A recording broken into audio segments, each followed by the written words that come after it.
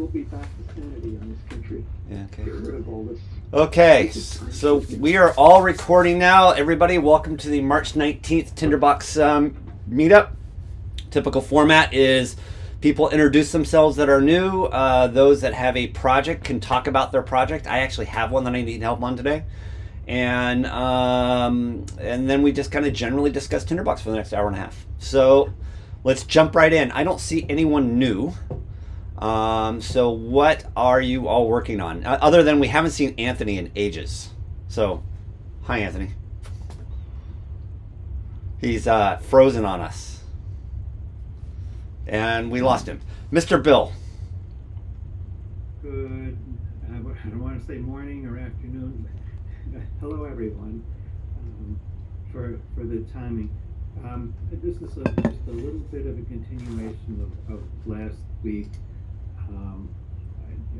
I don't think Mark Anderson, you were here, but I brought up getting things out of Tinderbox for the long term, and it turns out that I've had a pretty major discussion, coincidentally, with my colleague boss on this stuff, and it's going to turn out very important that I print on paper everything. That's funny. That I've got to do. And so that means sooner rather than later, I'm going to have to get out. I'm going to have to learn the HTML to get out of everything putting in Tinderbox. And very quick. So the very first, if I do nothing, it's going to print what's in the text field. But what I want to get out is a list of, for every node, every attribute name and every attribute content. For example, I wanted to say start date today, and then have and all the other attributes. Yeah. So there's a couple ways to do that, Bill. One way is you could use the DETLIFT or the DETLIFT Apple script. So he's got an Apple script that will pull the values of every attribute and stick those into a text file and produce that way. Another way to do it, and that one would be kind of more universal in that he grabs everything, dumps it in, and schedules it out. So maybe DETLIFT, if you can drop in the chat a link to your session around how to do that. Another way to do that, let me share my screen with you real quick. And DETLIFT, if you don't mind, maybe you can demo the demo the method that you have real quick for Bill. Another way to do that, Bill, is we can run some templates. This is an older one, but I'm just thinking about it right off the bat. And the template will actually generate a table for you with the values of select attributes. So if you don't want every attribute, but you want the ones particular for a particular report, you can have. So what you'll see here is I've got some text, I have some attributes, and so this is like your note about that particular piece of research. And you can have the template actually format it so it comes out as a nice little a table with any discussion or anything you have around it. So those are kind of like two immediate approaches that come to mind. Okay, yeah, I started to look at the forum and ATB ref, but not thoroughly. So I'm just noticing that DETLIFT's link takes us to the forum. And I've copied down the title so that I can go find it after we leave. Yeah. So I would say the first pass is use the DETLIFT approach, and then that will tell you what you've got. And then the second pass would be work with me and Mark Anderson, and we'll write a template for you to make it pretty. Okay, well that would be great. That's what sort of came to mind is being able to do this myself and the template, learning the template process. Yep. So that would be great, and DETLIFT, thank you much. Okay, good, terrific start. All right, Mr. Anderson, you have your hand raised. Yeah, just quickly, And you were here last week, right, for Bill's comments, right? I was, and I'm reminded that on my burgeoning to-do list was to go and talk to one of my ex-doctoral student colleagues because she's doing basically chemistry. Actually, she's doing semantic web-based chemistry notebooks. So that's about where the state of the art is, and I was meaning to catch up with her because I don't know where she is these days. Find out, where that's got to. Because that was part of the backstory to this. The reason I just stuck my hand up is I had an interesting week. Another thing I'm involved in is a forum called Future of Text, which is what it says on the tin.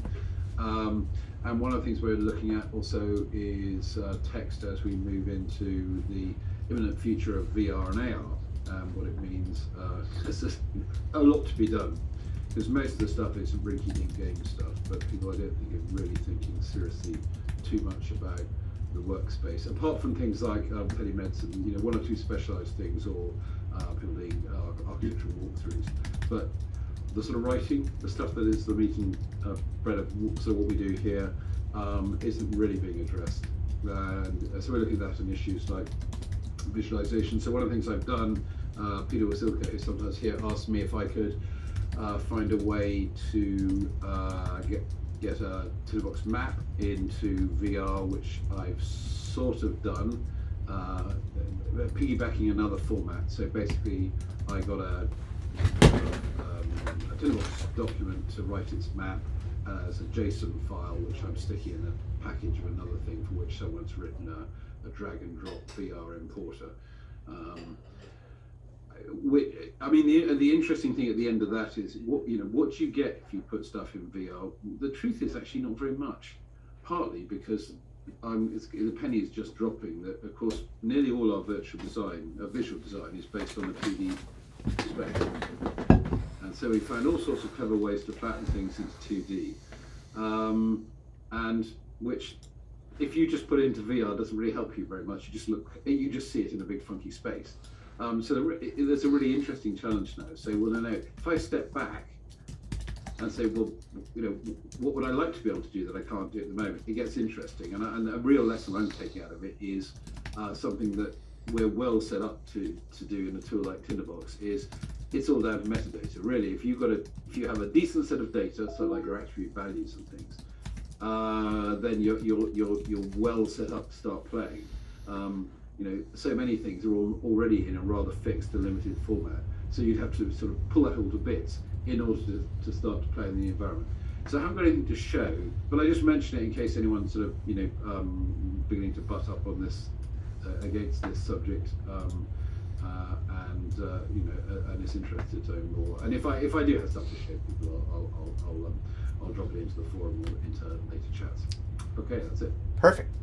All right. Anybody else? Oh, hi, Bruce. Got to call you out just because it's my thing every weekend.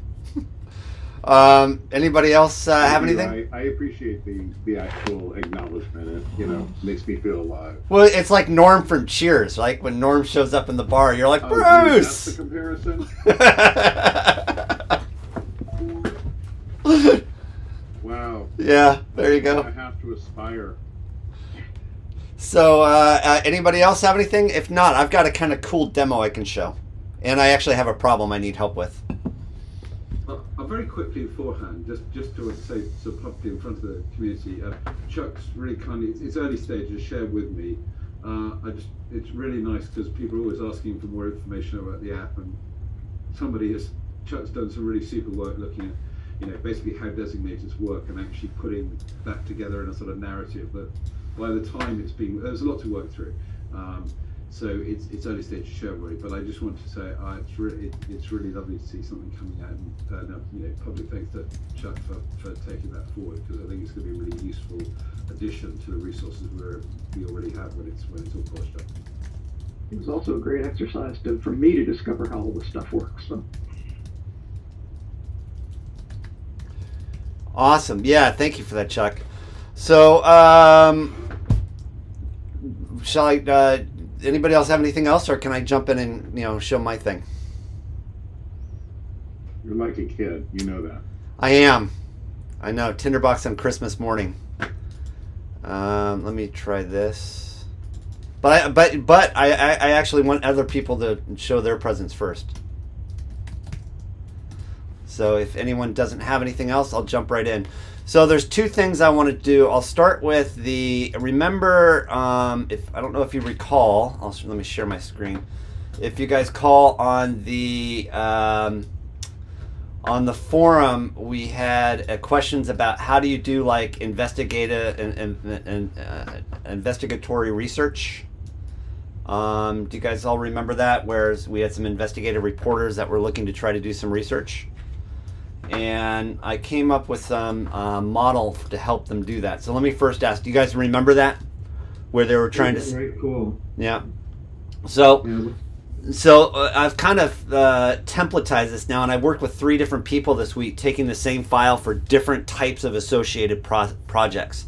And so the idea of it is, so let's say you have, when you're thinking, forgetting Tinderbox altogether, when you're thinking about your research, what you want to do is like, what are your primary kind of core elements of relationships you're looking to analyze? So in this case, it's like corporations or entities, people, and the roles of those people.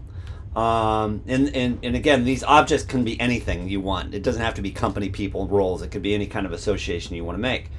And then if we go to the map view and then drop into the relationships folder, you'll see here now what we've got is this ability to start associating and aligning these different relationships. And again, the core analysis of this research was you've got people that have some roles, and then those people are in some way interacting with different companies, and those companies might be funding each other, they might be setting each other up and such. So now watch this. Let's say we've got a new note called like doctor's office. Okay, and we're going to give that note a type entity. So now I've got this new company out there we're going to call doctor's office. And then I've got this other one, and since we've got Dr. Bruce is a person. Okay, so then we've got this new other person out there in the model, and then and then that person has a role. And so what happens now is, so I'm kind of constructing this new level of analysis, and then what happens is, let's say I now want to assign that role to the person. I can say, well, this role is related to Dr. Bruce, and he is associated with. I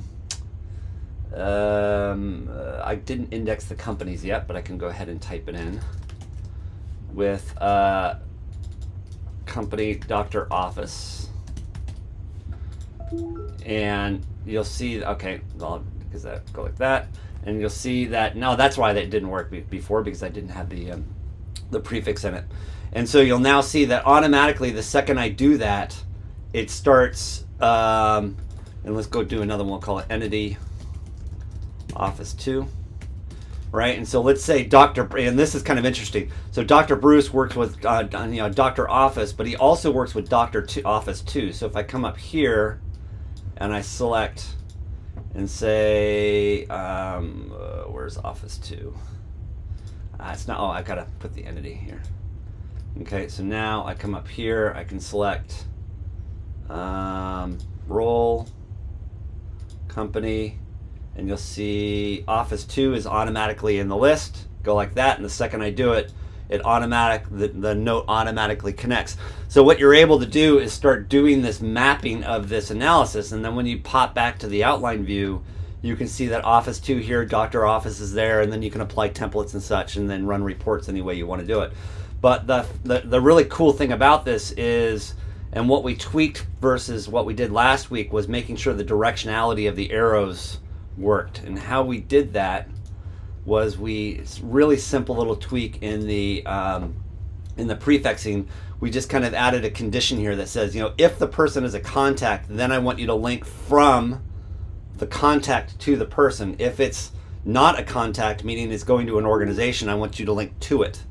And so by doing this condition on the link to types, we were able to programmatically determine which direction that the linking arrow methods were going. And we developed a very similar way to do similar roles between entities, so like the activities between different companies and such. So I thought this was kind of an interesting evolution of that dialogue we've been having. I'll pause there and see if you have any guys have any reactions or questions. Yeah, Mark. And it was interesting. Michael kindly showed this to me a couple of days back, and I've been watching its evolution over time. And I think the thing I draw on for people is that the thing to embrace here is in a sense it's messy, and that's a good sign, because the thing that I think we're all prone to doing is making pretty looking documents. But at this stage, you're not trying to make a PowerPoint to show to people. You're trying to understand the relationship. And the fact that some of the notes are using prefixes and things, again, might look visually unpretty, but it's helping all the automation happen. So it means that, you know, for the people that Michael's been helping with this, they can actually start to grapple with the actual task at hand, rather than worry about all the coding to make it happen.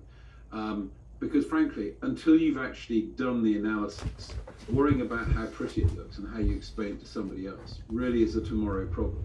So trying to make it look nice now is actually, I think one of the things I've learned over time is not helping oneself. Well, and what Mark and I were talking about too is now that this template's set up, and I haven't really done this yet, but let's kind of play with the idea.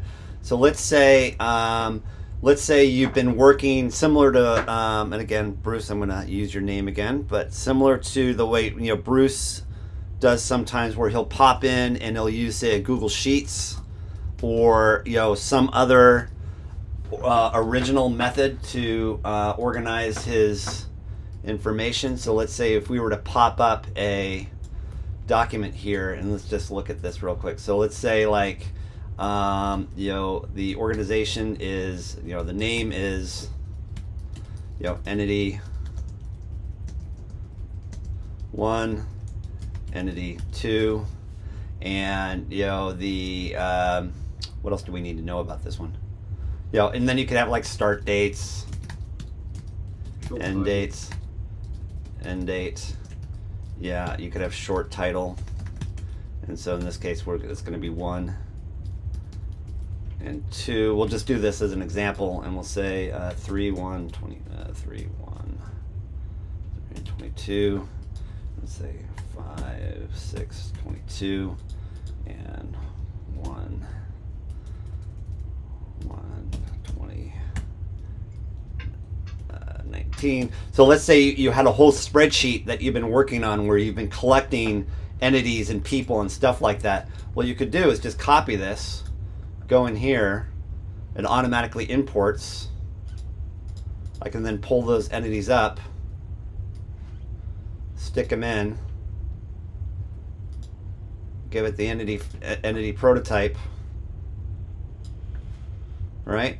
And so I basically then automatically pull them my spreadsheet. I then can go back into map view and then find those new entities that we just created. If I go minus, minus, minus, they're going to be in here somewhere. How do you do the?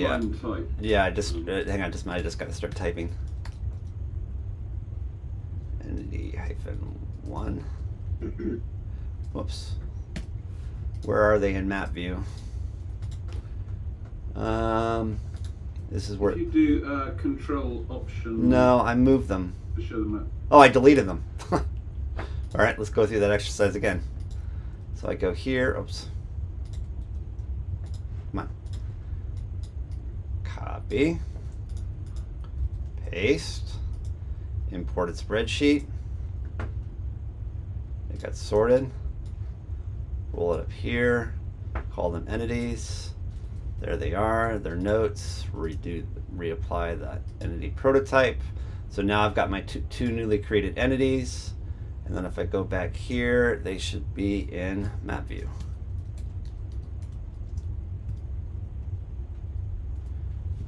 Where is it? Maybe, it looks like they're hidden, but they may be hidden behind something else. Yeah, but we'll find them. Where are they? Let's find it. Find. Come on. Is that the purpose of hyperbolic view? Um, Find those. Not necessarily. While Michael's looking, hyperbolic view does a slightly different thing. Hyperbolic view shows you all the things linked to the note you have currently selected. So whether it doesn't matter whether they're inbound or outbound links, and it doesn't matter what link type they are. So it's basically things have to be linked. They're there. If they're not linked, they won't appear in a hyperbolic view. Okay. And then hyperbolic view also draws. It controls the drawing. So unlike a map you're looking at the moment, where you can place things in a hyperbolic view, Tinderbox basically draws everything over the surface of a sphere. So things further away are towards the spherical horizon, and they sort of get smaller. So that's where it is at the moment. But what it allows you to do, as I say, it really only works if you're using links. But then you will see them. Yeah. So you'll see here you can find things on the map. So, and this is what we could do from a mapping. It dumped them over here on the bottom right, and I had to go find them. So here are the two entities we have. And then now that we've got these, we can then start saying, oh, you know what? This now that we've got this new company, I've just realized that this role here is actually related to one of those new, oops, let me open this up so you can see it, that this role is actually related to one of these new entities that, well, and we've got to apply the entity prototype there. Should have worked. And then go here and we say role, yeah, entity 1. And then that now all. So as you're doing your research, let's say you're working in another file collecting other data, you can easily import it into the model and apply it. And then continuing to refine and move stuff around until, and to Mark's point, is it gets messy, but that's part of the point. And then you can start moving stuff around to make it cleaner and a little bit more visible for yourself. I mean, the other thing too with this sort of import is, imagine if you will that what you've done is you've done the basic sketching out of the parts. So in this case, you decided you got people and entities and organizations. Then you might go and get a spreadsheet of 100 notes, which are all the entities, all the people, all the roles. And as long as there's information in the note to tell the Tinderbox what type they are, effectively all that can come in. And then you'll have a bit of playing around to sort out the map. But if you think about it, that's still a lot quicker than, for instance, manually typing in each thing and assessing it. And for lots of people, that they want to concentrate on the analysis, not on tinkering around with the Tinderbox and the code, because at the end of the day, what you're trying to do is that end task. So there's a bit of investigation, because this idea was something we just came up with sort of a few days ago. But I can see that as, again, being quite useful, because if what you know and understand is at the moment living in something like an Excel sheet or a Google sheet or something, then it sort of becomes plausible that you can take that information from a sort of safely understood space and put it into Tinderbox and have something you can get traction on fairly quickly. And again, if you overlook the fact that it doesn't turn it instantly into a pretty diagram, then it's not a problem. And indeed, if it does turn it into a pretty diagram, I'd worry at that point, because you've probably made it too simple. You don't want the layout to obscure the reality that you're looking at. So thoughts, reactions, ideas, questions, comments? Yeah, question for you. You've got the dark arrows pointing to circled numbers. Can you expand on that? Yeah. So this is not me doing this. This is Tinderbox. And what this is telling you is that there is this note is pointing out to three different, linked to three different notes that are not viewable in the map. And it's linking to them. And if the arrow was coming in from the top, it would say like 1 into it, and that means it's linking into it, and this is linking out from it. Okay, so is there an easy way to go to where that link is going? Let's say from there is the one you've got selected right now. There is. You can. So you can see that this has got 3. So I open up the Command 7, open up the parking, right, and there are the links. Okay. There's no way on the number. There used to be. I thought if you moused over the number, it actually pop it It up. may be because there's another link underneath it, but I'd have to look it up. It will be documented in ATB-ref under the bit that explains what the numbers is. I'll see if I Yeah. can find it. Oh yeah, here it is. So you see me clicking on the number? I just had to get so if I click on the number, I have to get a bigger. It was getting obstructed by so there you go. Got it. Okay. It was just, that's the one thing with the scale of map view is, if you're zoomed if you're out too far out, Tinderbox doesn't know what pixels you're trying to click on.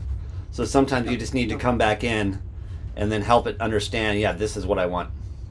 Yeah. Not just a Tinderbox problem. Yeah. But I think it also speaks to the issue that don't worry about trying to keep the thing looking in sort of camera ready form all the time, because you'll be wanting to do things like this and move links around just so you can interact with it, and then you'll get to the point where say, okay, now I need to go show this to a lot of people or something, and at that point you might just sort of move things subtly around and arrange a visual clarity, because Or you're going to show it to. Or you might at that point pull up PowerPoint and recreate it in a pretty design diagram, but now you've got your pretty picture and then all the evidence behind your research to justify your pretty picture.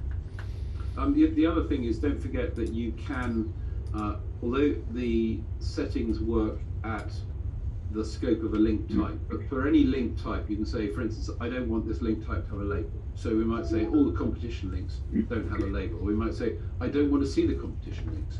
So in this case, we may, a thing that might occur is we find that all these links that are going outside this map are of a certain link type. We might choose to hide those so that we have a nice picture. Because don't forget, when you, it's on the edit menu, there is an option to basically save the map as a picture. And what is worth bearing in mind is that when you take that, you don't get things like drop shadows and some of the sort of really well graphic effects, but pretty much everything you see goes onto the clipboard as vector. So for instance, if you paste it into preview, at that point it's still vector, so you can make it bigger or smaller and everything will scale. It's only when you save it, for instance, as a bitmap, as a PNG or something like that, or a JPEG, that it will actually take a fixed form. So that can be useful, and I've never had the need, but I have at least experimented. I've taken this out. I don't have Illustrator, but I've got the Affinity Designer, which is kind of a knockoff Illustrator. And sure enough, it's all vector stuff in there. So if you needed to do that, or you were in a team that maybe you might hand that off to a designer if the project was important enough. Say, okay, look, go make this look all sexy. Mm-hmm. You've got all the information. It's all there, and someone who's used to working with that sort of tool could do that. So it's not necessarily the case that if you take a picture, export a picture via the edit menu, that it's immediately just a bitmap that you can't then rescale. Right. And then to what Mark just brought up, if you hit Command 1 and then go to the document inspector, this is where I can turn on and off links, or I can come in here and change their color, or maybe I want them red or green or whatever, purple, right? Maybe I want them bold, maybe I want them dotted, maybe I want them broad. So you can really kind of adjust however you want the link methods to work for you. Yeah, Bill. But the links are all still there. The thing to bear in mind is even if you make them invisible. They're still there, but they're just not. You can calculate across them. You can do all the things you normally do. It is quite literally they're just not. They're not visible in the map presentation. And it will be true also if you looked at other in the timeline and one or two other places where you could see links. Okay. If I understand it correctly, those arrows mean that the items that are linked to are in a different container. Which arrows? These? Yeah. Yes, that means they're in a different container.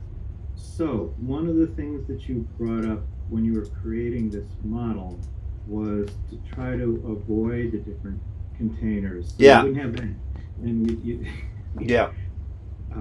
Which would make the map.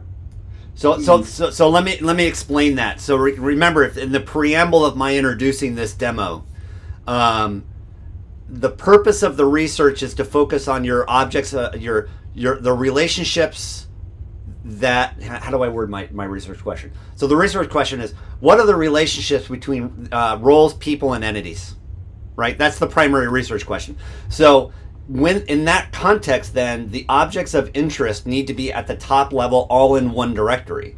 Now, if you notice, what these underlying directories are, for example, let's say, terminology, right? I don't necessarily need the terminology associated with this company in the root level, because that's not the visual analysis I'm looking for, but I do want the secondary analysis of, for example, let me see which company this is. This is Tower Treats.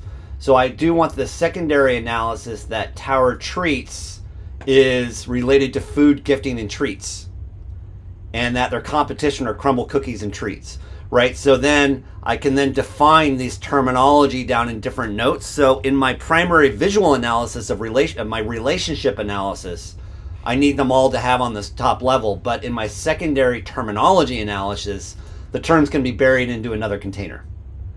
And so that's what's happening there. Or if I want the terms out there, I can have them visually on the map, but that there's other things to consider there. The other thing about that is too, watch this. Let's say I want to put notes in about Tower Treats, right? So this allows me to actually then embed notes and other terminology and discussions and research thoughts and ideas or research papers related back to that company. Now, if I go back here, you'll now see that Tower Treats is being viewed as a container. So now that tells me there's notes inside of Tower Treats, and Tower Treats is also linked to other notes. So that's what's going on there. So now, What- but Go what's ahead. in that container now is not visible. It's not, but if I click into it, I can go see where they are, and here they are. Here are the notes to Tower Treats. Yeah. So I'm just trying to think, what's this organization trying to accomplish? If they would want to see all the relationships for their insightfulness. Well, but So- okay, let me go back to what I said. Remember, the relationship they're looking, the purpose of the research is, what are the relationships between people, companies, and roles? right. Not people, companies, roles, and terms. Not people, companies, roles, and notes about those companies. Yep. So it's the primary. Right. Mark. I've got one more thing that might be pertinent, just because the example's on the screen. The note that Michael's just working with, the one that's now a container. If you just drag that a bit deeper, I don't know if people are aware. If you put your mouse over the label Tower Treats, you'll notice down a bit, you'll see that it becomes a drag handle. So put your up a Here, bit more. here. But no. What you can do is you can make there. the title bigger. There you go. So in fact, you can hide it completely. So if you want to, if you're trying to show it to somebody, you don't need to see that map that's underneath. In fact, there's a subtle hint, because you'll notice that even if Michael drags the title all the way so it fills the whole of the note, you'll still notice there's a rounded corner at the bottom. Yeah. And if it was an agent, the rounded corner is at the top, because agents draw the agent containers in a map, draw the title at the bottom and the sort of lower child map above, just to make plain that one's a container, no container, one's an agent. So there's an agent. If to pick up the point that Michael made, that if what you're trying to show is this relationship, and you don't want the noise of the other things, that's a good time that you might change the way the container looks in the map. And lo and behold, title height is attribute, and that tells you how much of the icon the title fills.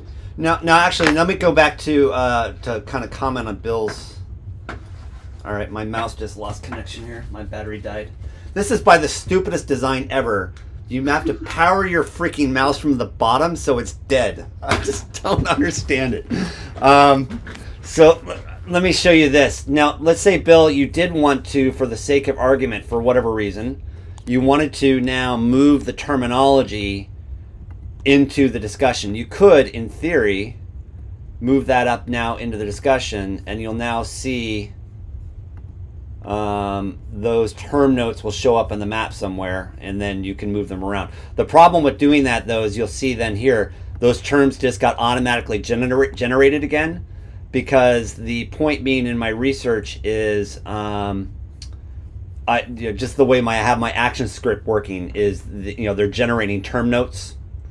And so if you wanted to move those, we'd have to think through the right way to do it. And modify play with the code, but that would be the way to go about doing that. An alias, though. Yeah. Would probably be good. Yeah, there you go. So if I went like this, and I created an alias, and I move those up,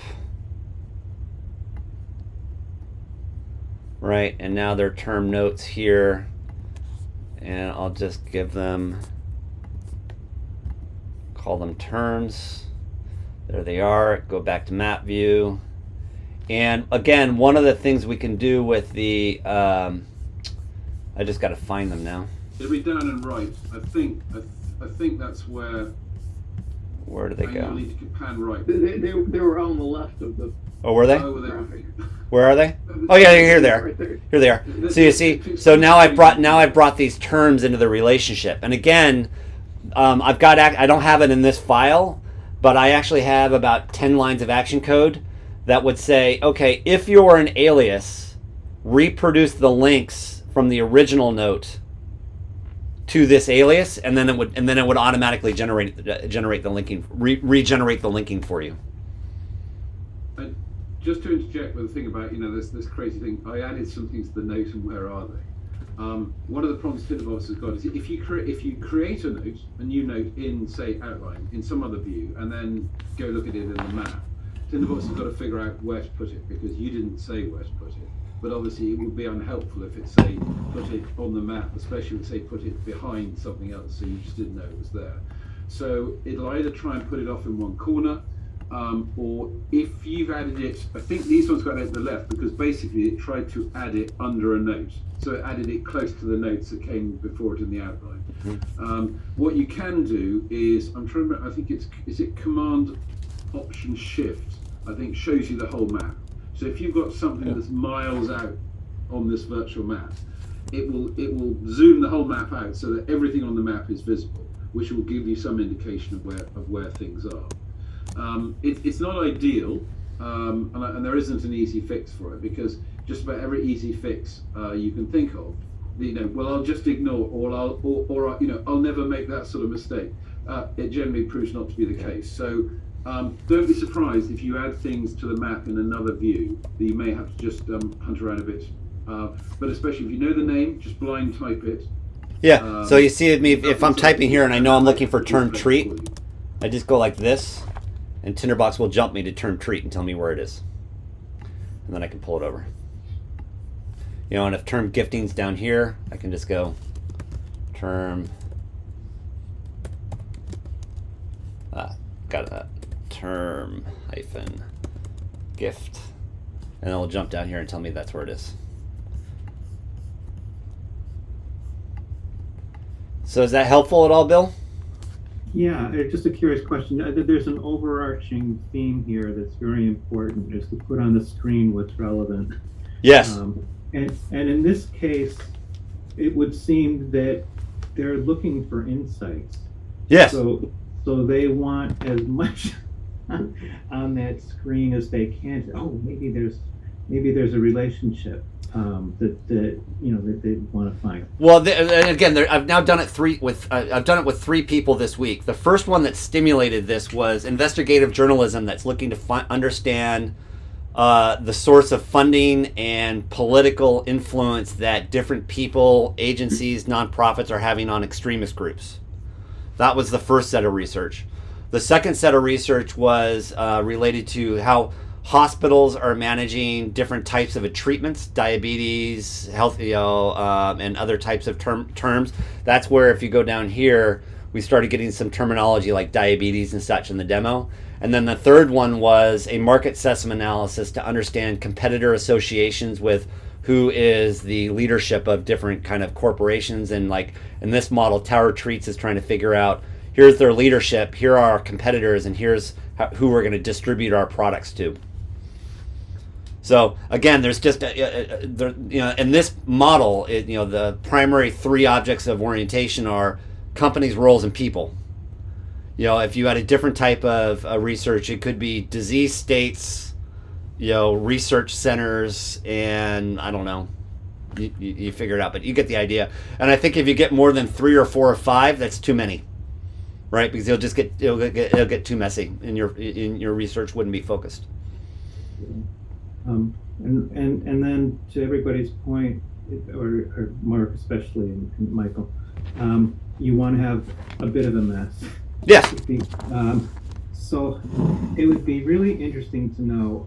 I know that they can't reveal anything substantive, but if people are able to find brand new insights because of what Tinderbox created. Well, I'm telling you right now, the investigative research guys are blowing their minds right now.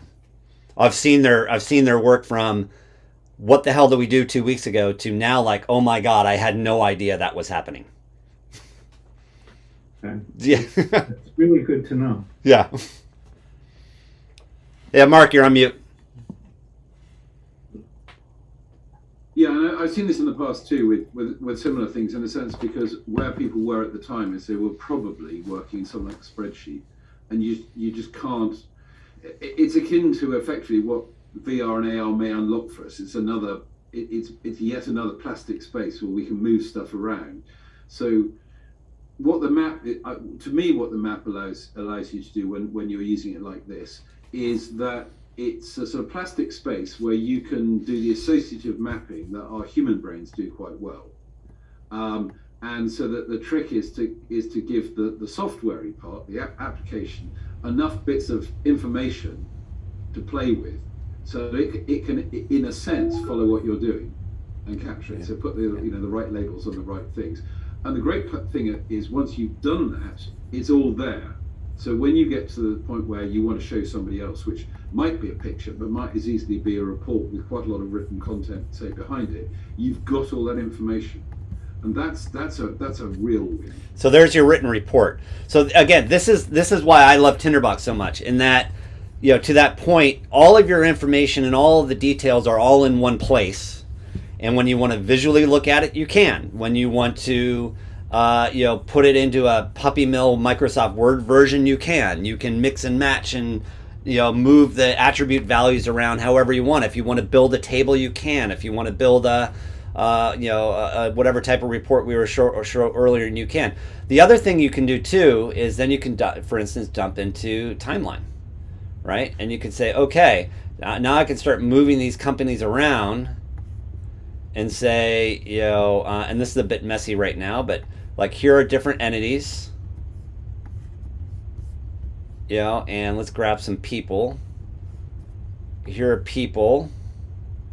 As Michael's doing that, I mean, here's a good case in point where, for instance, you might go and change the visualization type of the role link from broad to linear. Good point. For this, and then you would say we're going back to the map, and you could put it back to broad again, because there you go. You can see the line is less visually noisy. Or you might, for instance, dial down the colors because you don't want the links to have so much shaded in the view. And so the reason why this is happening here is everything here in yellow is a note without a date. Everything here in, and as I'm moving along into the timeline, you can see I'm now putting dates on these things. And so so this is what's really starting to blow the investigative research journalists as away, is they're now starting to get an association of like, when did this stuff start happening? And what was the directionality of those links in terms of timing? So is this, when you're dragging, is that creating start and end date? Yeah, it's setting start. It's setting start date, and then if I go in here and set the end date to like say 5/2/25. Okay, you'll see what Tinderbox will do is it will draw a line, and so then that tells you that this is when it started, and then this is when it ended. So again, really, really powerful analytics tool. And then you pop over to Attribute Browser, and you say, okay, now let me start managing some of the attributes, and let me start quantifying some of this. And I'll show you how to quantify it again in just a minute in another demo. So this, with this one kind of exercise, you start seeing, all of the different ways and all of the different views that you can leverage and use with Tinderbox. Yes, Mark. There was a useful, there was a useful question just asked there. So when Bill said, so if I drag this on the timeline, is it creating a date? By default, timeline is looking for anything with a start date, and if it's got an end date, it'll draw sort of a duration to that item on the thing. But you don't have to use those. No, so look here. Start date and end date already means something different in your analysis. So you can just make yourself 2 date attributes, or one if you only need one. And you can tell in the container that is, so it's like a map. You look at the container of the view you're in, and you say, right, I want this timeline view to use some other, as long as it's a date type attribute. Correct. So if I right mouse click on the screen right now and click change settings, I can specify what dates I want the timeline to work off of. And I'll show you how to do that in a separate demo in just a minute. So it's just this thing. So don't worry. So where this whole thing first came about, so that's fine. But I want to use a timeline. But start date and end date means something very different in my work. And what do? Do I have to move all the start dates and end dates into another set of date attributes so I have them free for the timeline? So timeline gives you this flexibility. For most people, for most use, you can stick with the defaults. But if you needed to use something different, in about 5 minutes, I'll show you an example of different use. Yeah. And 1 or 2 people also have taken it further level where if you're careful, because what they wanted to do was they just wanted to have a sort of different sort of scale.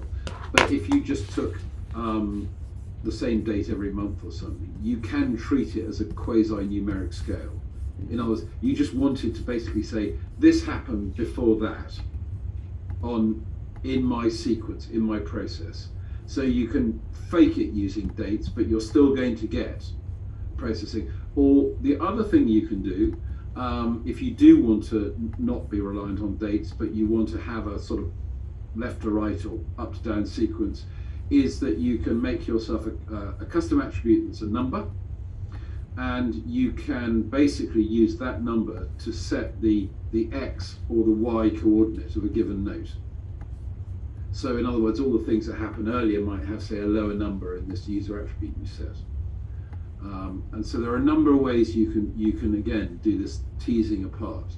So with a map, when it starts, you put things where you want them, but you might want to sort of be able to say, well, give a hint give myself a hint as to which things are sort of things that say have to happen before something else. Maybe you want to go further left on the x-axis, because we normally tend to go left to right. Mark, can we stay on that point just for a moment?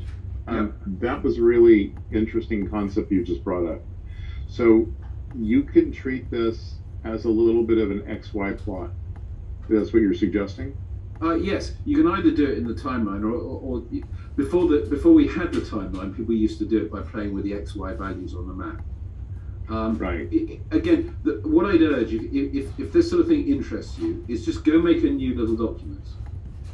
Play with, what happens if I change this number? What happens to things?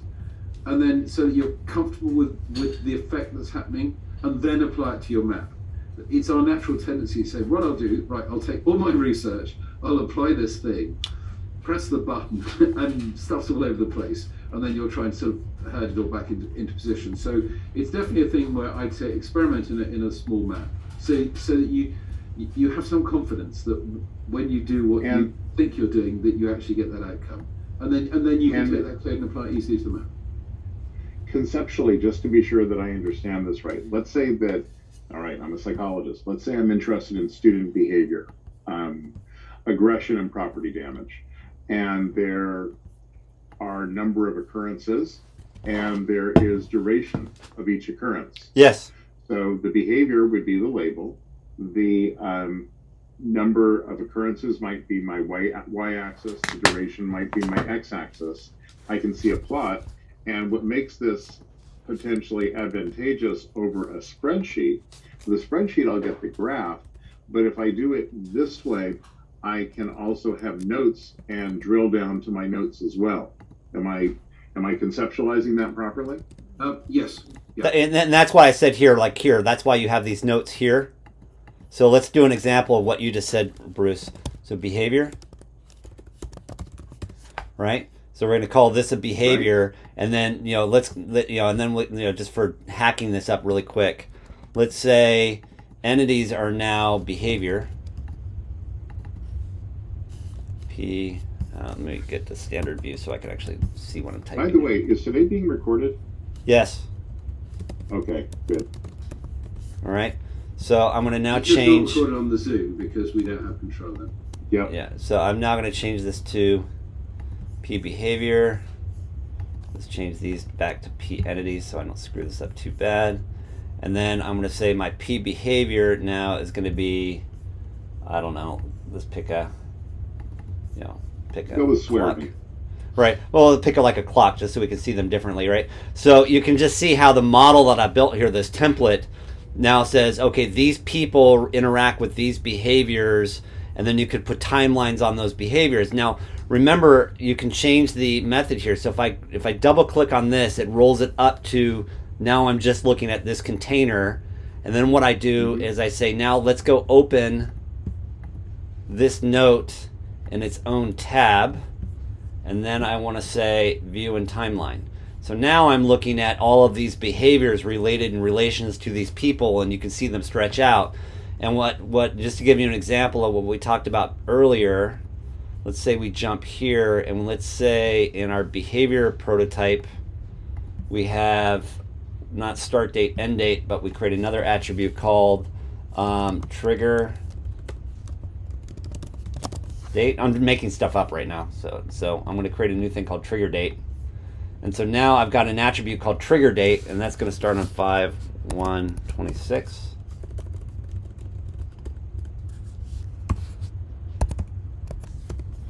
Just making stuff up. So I've now done that, and I don't actually want to do that here because that's in the prototype. I want to go pick this random one like Enterprise 1 here. I'm going to add trigger date.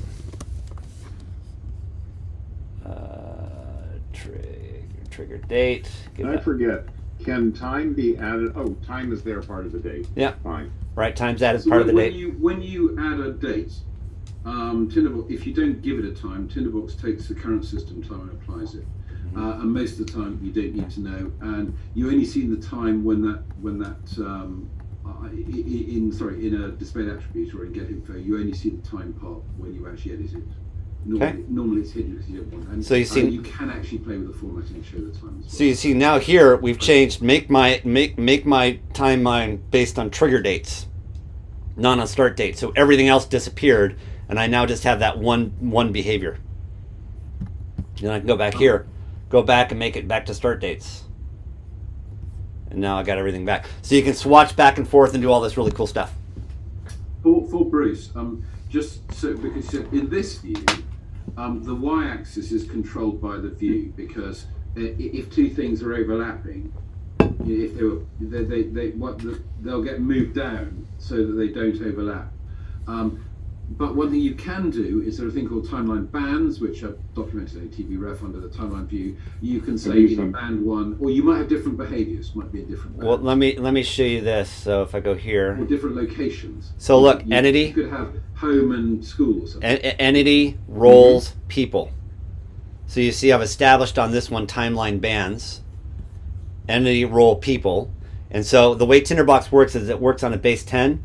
So entity is 0, roles is 1, and people is 2. It always starts with 0. So now if I go look at the notes and I go to outline view, I can say, where do I have that? Timeline band. So hospital A is in timeline band 0. Agency B is in timeline band 0. Role A is in timeline band 11. Right? So if I wanted to make that 3, I can make it 3, and so that's now going to say roles is in timeline band 11. So when I go look now at the timeline, you'll see it's going to show up in the roles area. So that's how you kind of get these, or you just drag them over into that period and it does it. Tinderbox is smart enough now to know I'm now putting it in this relationship of the timeline, so I'm going to put that into the role band. So it's a really incredible analytics tool in that regard. It's an interesting concept. I'll have to begin to play around with it. Thank you. Okay. One of the things that I notice about this, having worked with project management tools in the past, which unless you spend your life being a project manager, are often more trouble than they're worth.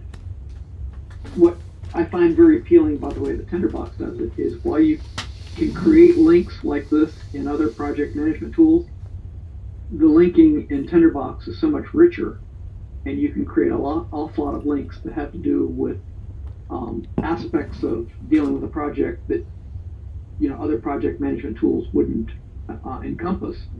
So you can add a lot of flexibility and use it in a much richer fashion than a constrained spreadsheet-like project management tool. Well, more important for me, Chuck, in that insight is in the project management tool, that linking syntax is proprietary, and there's really no way to get it out. Yep.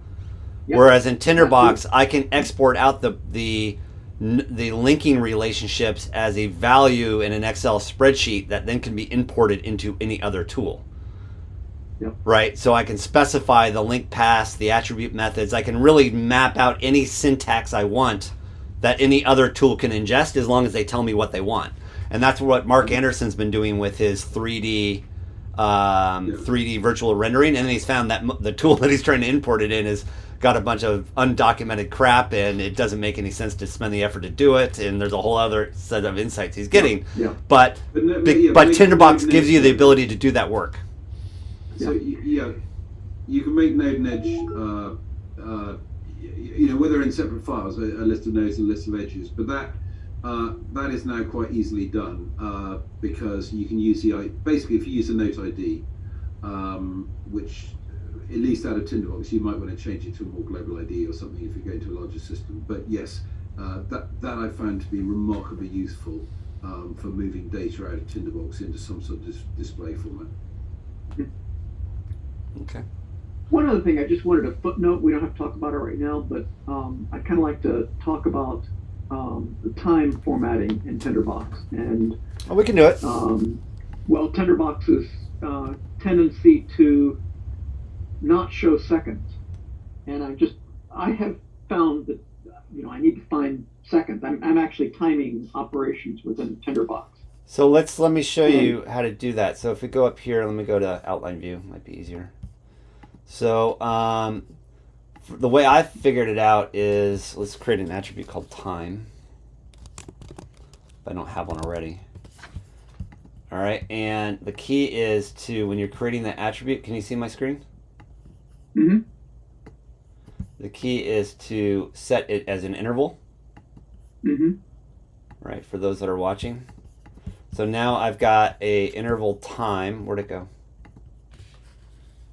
Which note did I do that on? I clicked away, so I don't know what note I did that on. Well, now I got to create it. Doesn't matter. Now let's experiment while we do this.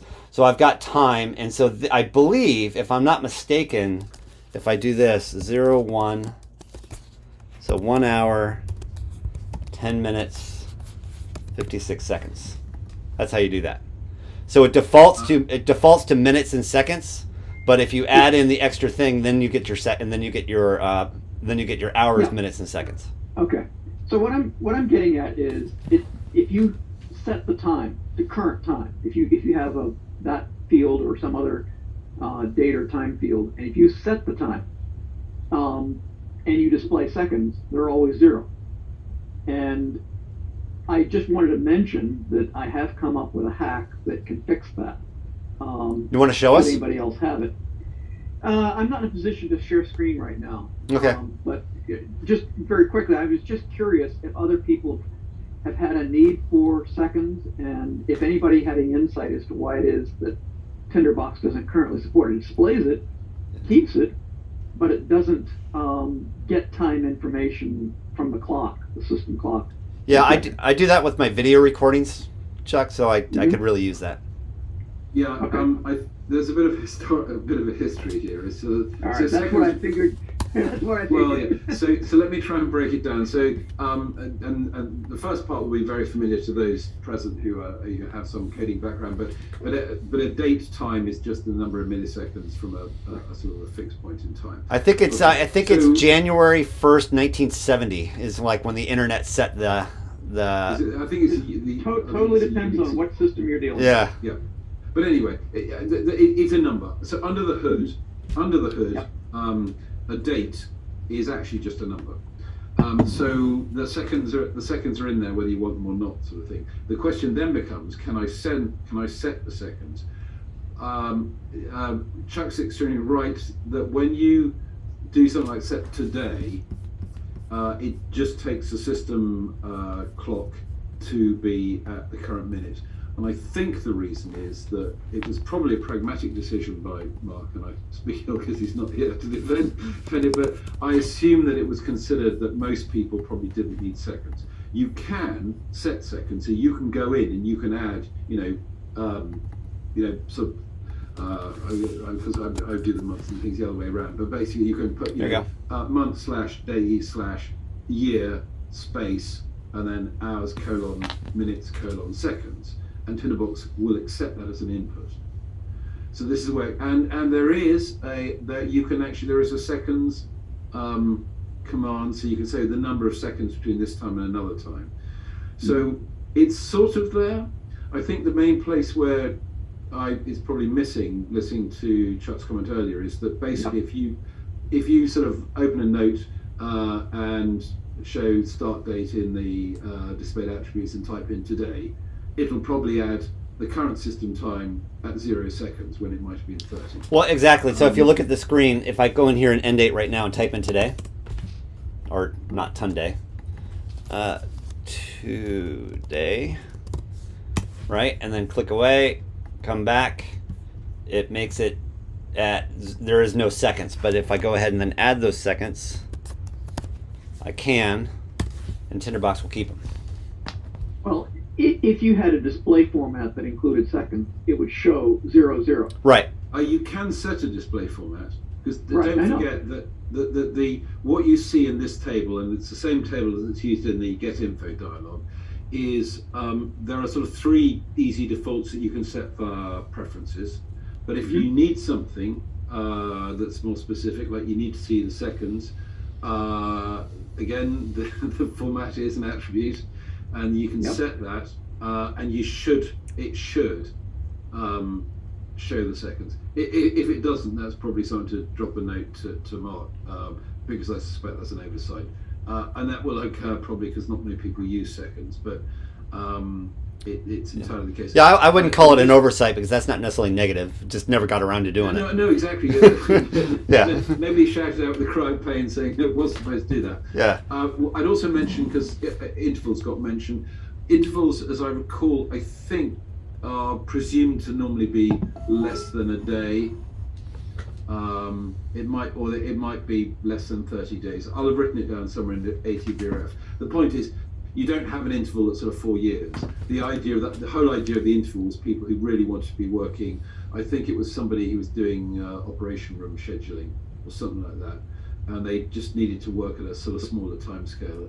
And date, I know that's a date time field, but dates sort of started out as being 4 dates, and the time came for free because of the way it's stored. So the sort of time management that you're mentioning is sort of there.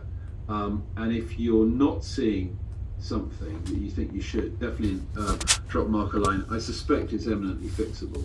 It's just the case that working with seconds doesn't come up very often. Unless you're trying to measure something. Yeah, well, I mean, the reason seconds is in there was I was going through updating ATBRef, and I said to Mark, I see we can measure, hours or days or minutes. Why can't we measure seconds? And I think his answer was, well, no one's ever asked. And I said, well, it might be a good idea if we could, if nothing else, just to be completist. If we can record down to seconds, and sure enough, well, you have a case for it. So there is something that will let you get the number of seconds between 2 date times. But it's clear that all the calculations seem to work fine. It's just you can't get the current second. You should be able to, because if you might say something like, my number equals my date dot seconds. That's Let me right. just I check. can add it. I can add it in. Yes, that's exactly the point I was making. You I can mean, report it. the simple hack is you just do a run command to get the date from the command line. You use the and you get formatting. You can pull just seconds out if you want. But if you make a date, there are two ways of making date. The way most people do it is date open parentheses, and inside it you have a quoted string of like Thursday, whatever, March 2022 or something. You can do a format that is day, comma, month, comma, year, comma, month, comma, day, comma, hour, comma, minute, comma, second, comma. So if you use that method for sake of argument, and also you can provide a date as a string, where as well as having 3rd of March 2022 space 20 depending on what time system you're using, AM or PM or 24-hour clock, but you might have 11:03:20, so that will be 3 minutes past 11 in the morning at 20 seconds past the hour, and it should take that and set 20. If it doesn't, that's definitely one to call in, because I'm pretty certain it should. So here's so let's do this. So I just did time equals date seconds, and I get this.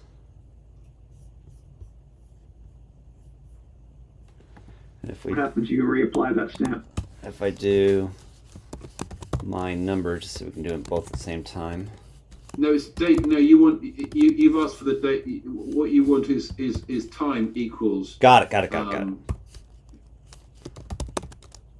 Time equals.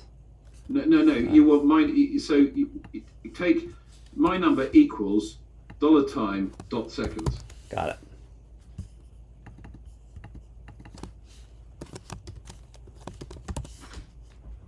Dot seconds. Dot seconds. So it's a property. Got it.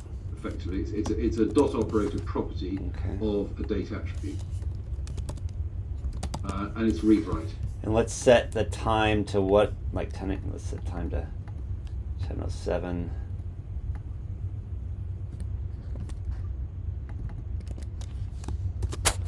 $36.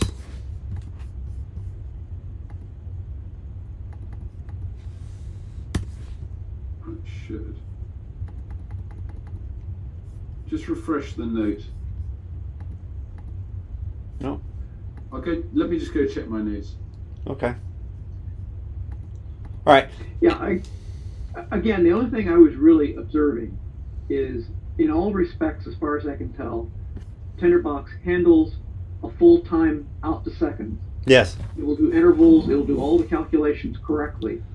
But if you go and get the time, if you want to time an interval between 2 points, it will get the minutes, and I believe it only gets the minutes like a floor operation, so that it only shows, if it was 7 minutes and 56 seconds, you would get 7 minutes, even though it's closer to 8 minutes.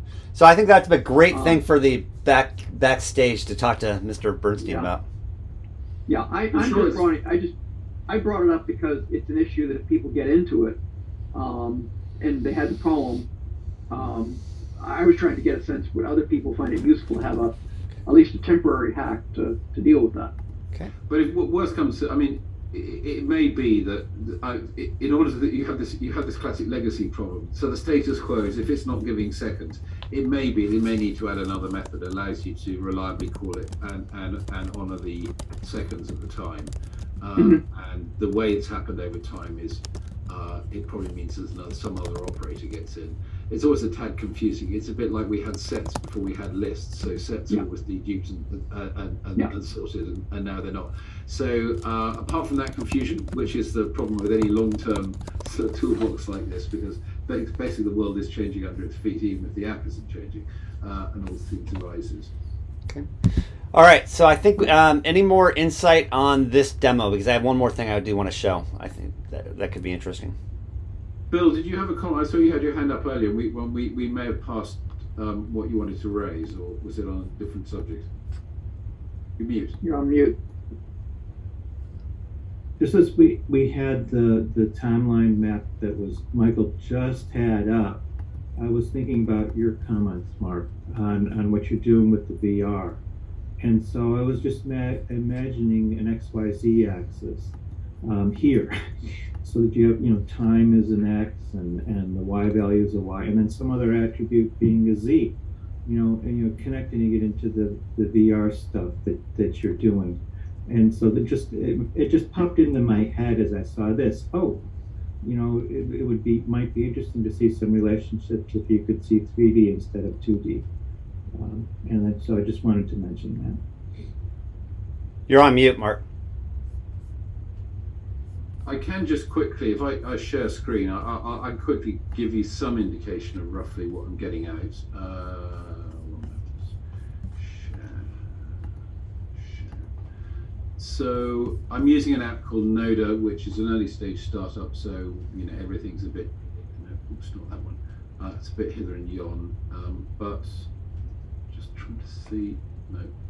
Trying to find the way. But essentially, this is what I did, and in the end, I actually imported everything as just no Z component, only X and Y. So in other words, I ought to be able to rotate this diagram and see it side on. And I'm just trying to find. That was an early stage when it was still doing some strange things. So can you put labels on the axes? Well, what I actually had to do is I imported. I'm trying to find one I did later that was a bit better. That I, of course, duly managed to lose. But what I actually did is, because I was having trouble understanding. In fact, everything on the y-axis is lining up, because what you're seeing here is this is a public data set I made. It's the Hypertext conference, which is 33 years of conference, and I've mapped all the papers in it and all the papers that link to papers already in the conference. So it's an in-conference citation link set. And what you're looking at here is a paper called Patterns of Hypertext, which is actually one of Mark Bernstein's papers, which is the most linked item in the data set. And the idea, and looking left to right, you're looking from 1987 and then the right out to 2022. And the X component is the year. The Y component is actually the sibling order in the published order of the notes, simply so they don't sit on top of one another.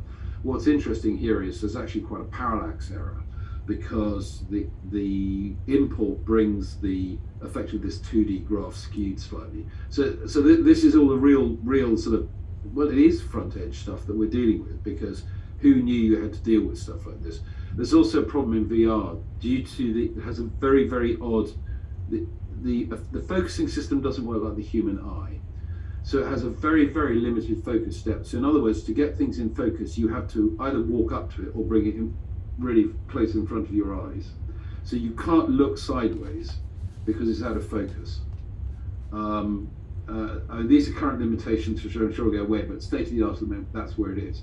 So it's actually quite difficult to look at things like this, because you won't get the clarity that you would imagine if you saw this printed out as a 2D document, printed on screen or printed onto paper, where everything is fixed in focus in a fixed position. But what I did later than the image here, which I can't find, is I basically imported extra CSV points. I actually made an x-axis to prove to myself that the reason things didn't appear to line up in the y-axis was parallax error. So in other words, the angle at which I was looking at the diagram. But I deliberately only, in this experiment also, I deliberately only used X and Y, so that I had one axis of movement left to play with. So maybe I could have put all the short papers further back and all the long papers further out. I mean, the interesting thing I learned from this is really sticking it in 3D doesn't actually help at all. Mainly because I know what this is. So just displaying it in 3D doesn't help much. What would be much more interesting is to take the sort of investigative journalist type scenario that Michael was showing to us earlier, and saying, okay, well, let's take all that data with the links and just shove it in a 3D space, and then I can do what I can do on a map, but I can I have even more freedom of movement. I don't know what that would look like because I don't think anyone's done it yet because the tools aren't mature enough. I mean, for instance, the tool I've used here, really, it's clearly designed for building diagrams that are effectively 1 or 2 arms breadth in size. So the idea that you might take 1,000 data points and dump them into something like this, I think I've decided is fanciful at this point. I had in mind Bruce's idea. If I had one graph that one X is time and Y is the type of behavior and Z is number of occurrences, something like that. Yeah, absolutely. You could do that. And if somebody has a sort of data set like that where the data's finished, I'd be really happy to tinker with it because as I said, this is the stuff I'm doing at the moment is pure experimental work because people just aren't doing this at the moment. That's one of the things the Future Text group is trying to look at because no part of the tool chain at the moment is mature. So even just getting information into a virtual space is remarkably hard. And people are mainly focused on games rather than actually doing real work, as it were, so to speak. Mark, one of the things that cropped up many years ago, because people have been fooling around with this stuff for a long time, Sure. was that when you start taking information and putting it into a 3-dimensional space, labels become an interesting problem. Because if you start moving around, if the label doesn't move, you can't see it anymore. Is a tool like NOLA sophisticated enough to deal with that problem today? I'm trying to remember because I have to jump into 3D space to do it. What the technique that's used is a thing called billboarding. Is that if you beat the term, what billboarding does in the 3D space is as you turn, all the labels turn to face you. That's right. Or the ones that the ones that you really need to see. I mean, the interesting challenge now is to, as somebody put it, we need to learn how to be really, really wasteful with pixels. And this came up in the context of someone who's talking about the new Apple display. Well, do you actually need sort of, I don't know, 5 or how many K display and everything's crystal clear? Actually, that's not the way our eyes work. We scatter around. We're actually looking at a tiny thing at any one time. So the thing you're looking at needs to have lots of fidelity. The other stuff actually doesn't, and that gets quite interesting in terms of how you plot things too. But billboarding, I addresses the issue you've mentioned. So yes, it should be that as you turn something in space, if it's been designed using that sort of mechanism, as you turn it, the label will remain oriented towards you so you can see it. Because the presumption is you want to read it, as opposed to it being a fixed part of the diagram. Or you don't want to read it backwards. Well, I don't know. You see, sometimes you might. I mean, it depends what you're trying to do. I'm old enough to have worked on, radar plotting displays. You draw back to front with greased pencils and things. So it's not so fanciful. Anyway, I'll stop sharing that. Okay. Yeah. Okay, so we have about 6 minutes left. Anyone else have any thoughts, comments, questions about what we were talking about before? Or we kind of beat this one to death for a while? I'm sure we will come back to it as the investigative journalism team and the David in Australia make more progress on their use of this method. I know you posted an earlier version of this method on the forum. Would it be possible to get an update on that? Sure, I'll send you a file. Okay. Okay. I'm just starting to dive into linking in a serious way, and you've got a lot of interesting ideas there. Yeah, the key is right here is what Detlef and I built. Is this function here? We're not seeing your screen. Well, let me share my screen. I'm sure that would be helpful. So the key is this function here, and the way it works is, and what I'm doing with this function is I'm essentially telling Tinderbox any note that has this create and link note with prefix input function associated with it. What Tinderbox goes through is it dynamically creates a dictionary with the values that we feed into it. It then parses that dictionary, and if the note doesn't exist, it creates the note, and then it links the current note to the note that just got created. And I do want to spend our last 4 minutes to get one of my own problems solved, if we don't mind, on this very topic.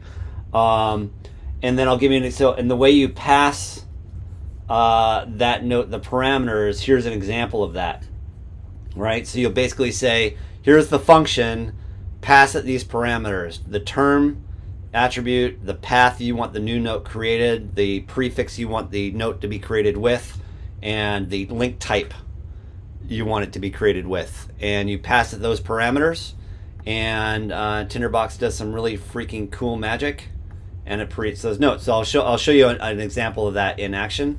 So let's say I'm looking at this note here. I'm going to reset its values, and so if I add a term here, I'll add a contact. I'll add a contact called Chuck Wade. Right? I click away.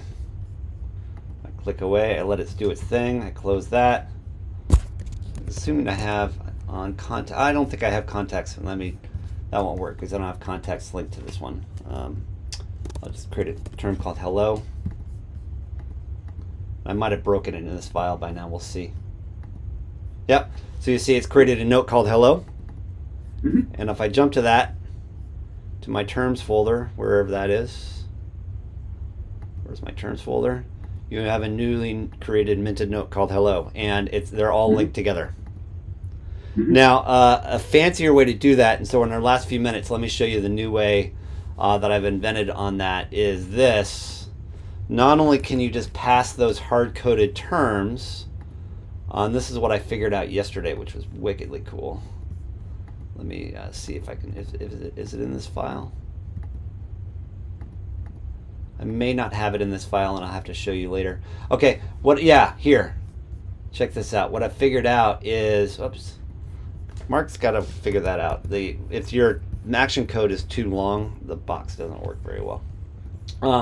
You'll see here, what I figured out is, before I thought you had to have all of these variables just fixed, but what I figured out now is you can, in the input, you can actually pass, for organization, I can pass the note's attribute value.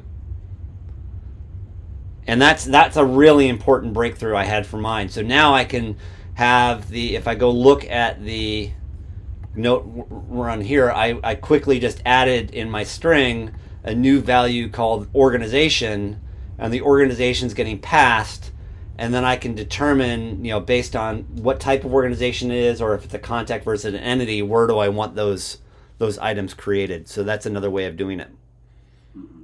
Okay, but here's the, let me just quickly show you in our last 90 seconds. So what I've done here is I've built a sales pipeline for sales management.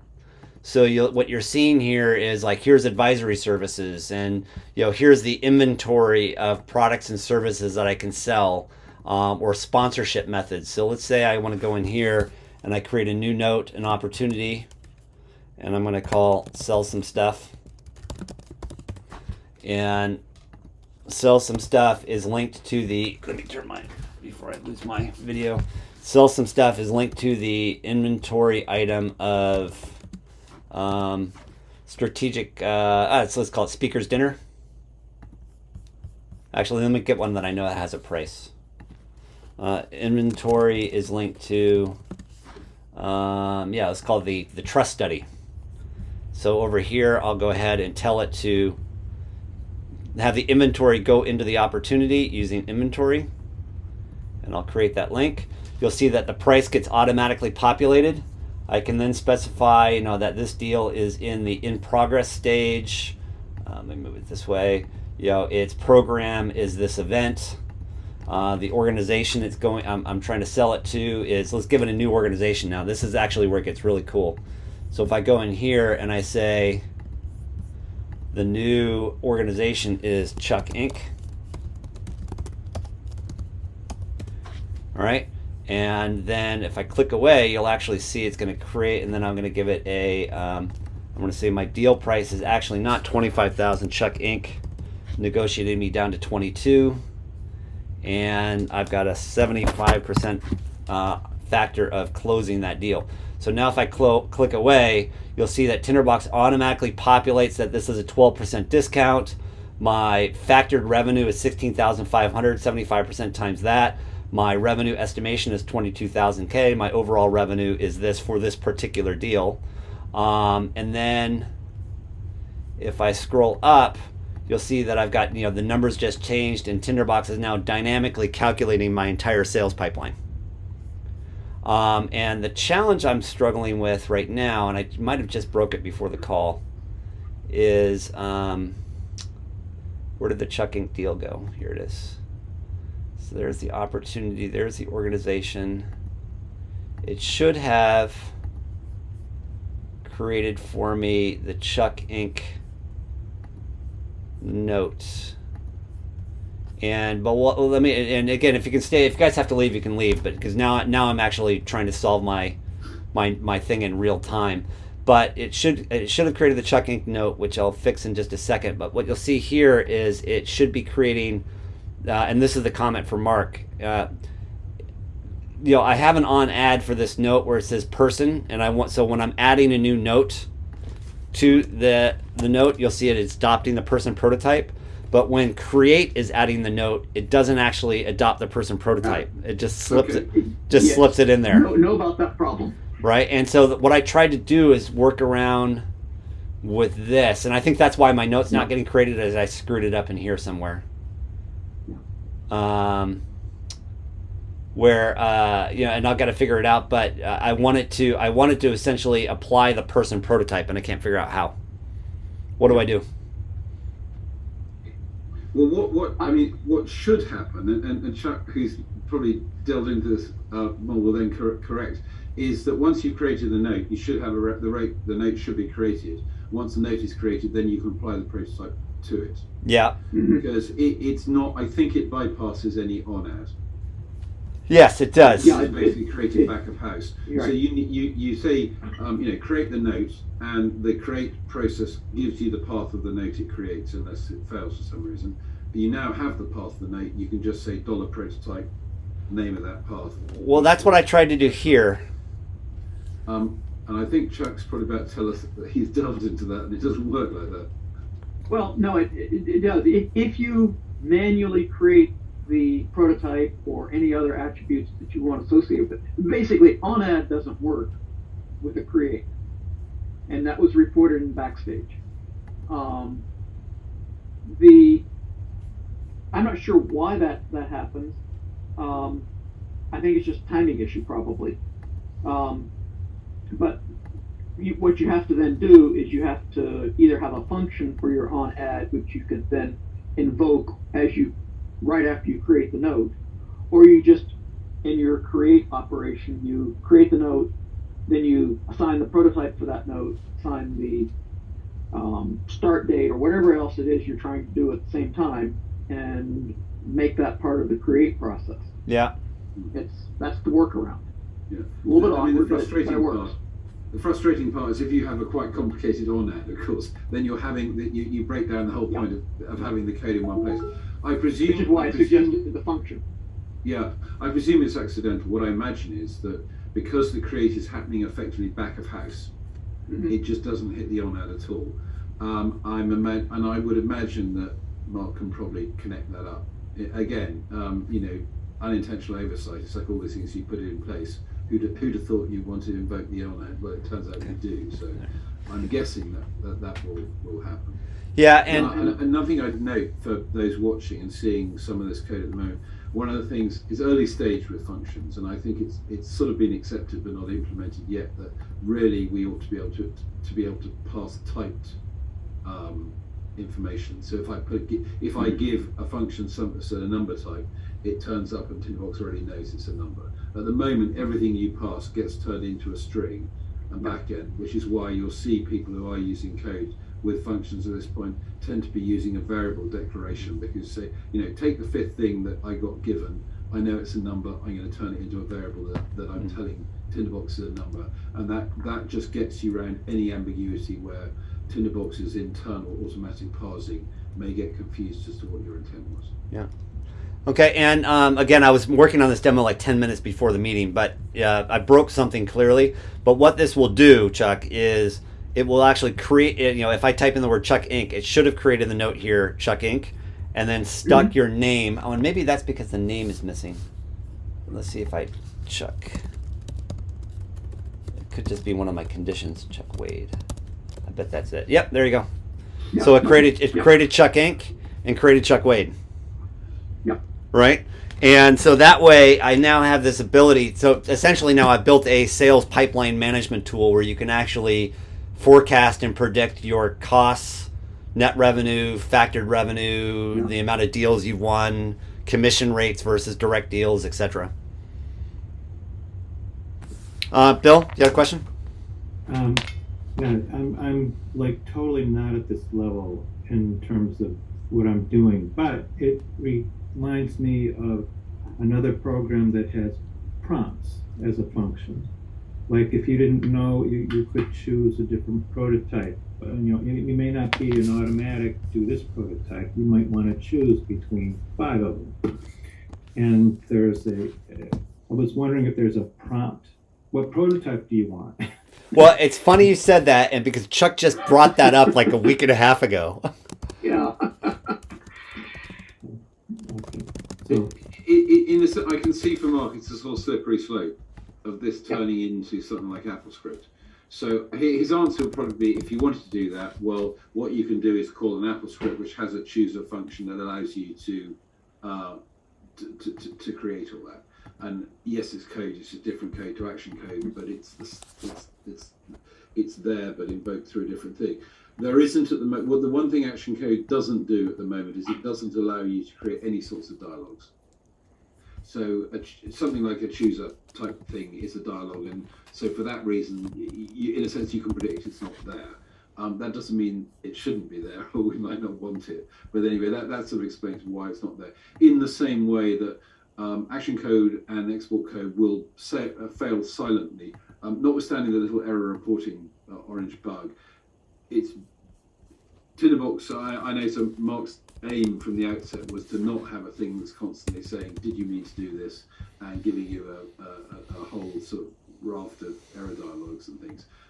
So yes, it leaves you alone. It also leaves you silently wondering what on earth you did that it didn't work at all. So there's a rough and smooth with that, but that's a design intent. So that's why those things aren't there at the moment. But I know, it's just been brought up. People are asking for it, so we may. And to make a point, one of the things about Tinderbox is you can solve these problems in many cases with your own function calls. So functions really enables a bunch of things.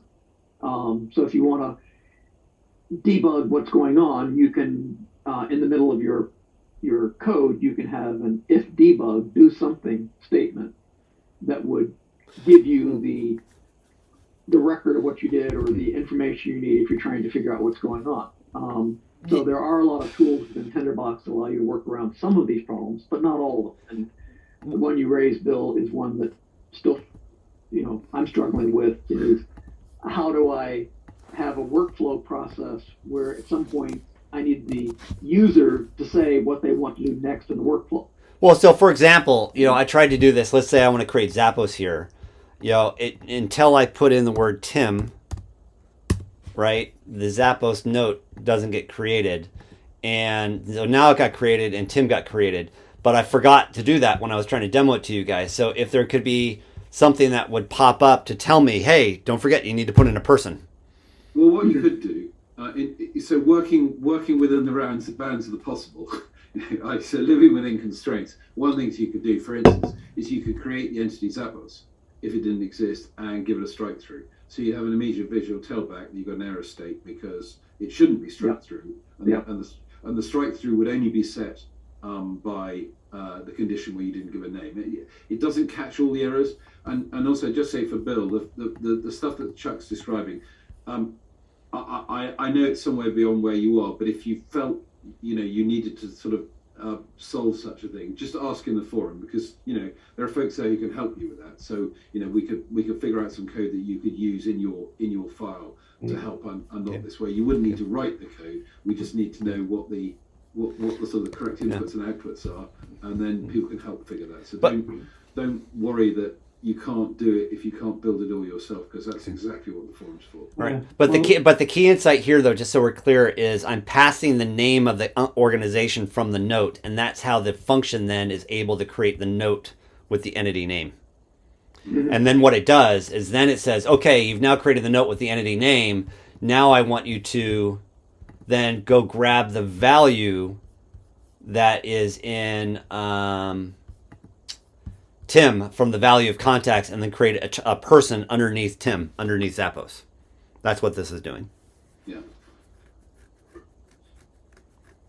Hopefully that stimulates some creativity for you, Chuck. Oh yeah, it's, I've looked at this from a dozen different directions. Yeah. And in fact, I've already done things that are quite similar to what you just illustrated.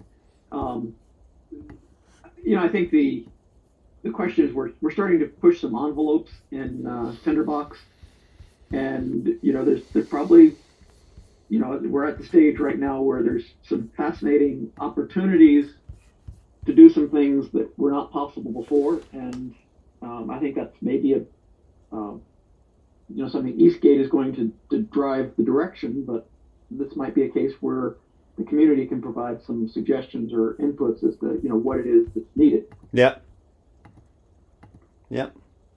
All right, guys. We ran a little long. Yeah. I hope you enjoyed today. Good. Thank you. Thank you as always. All right, guys. We'll see you next week. Ciao.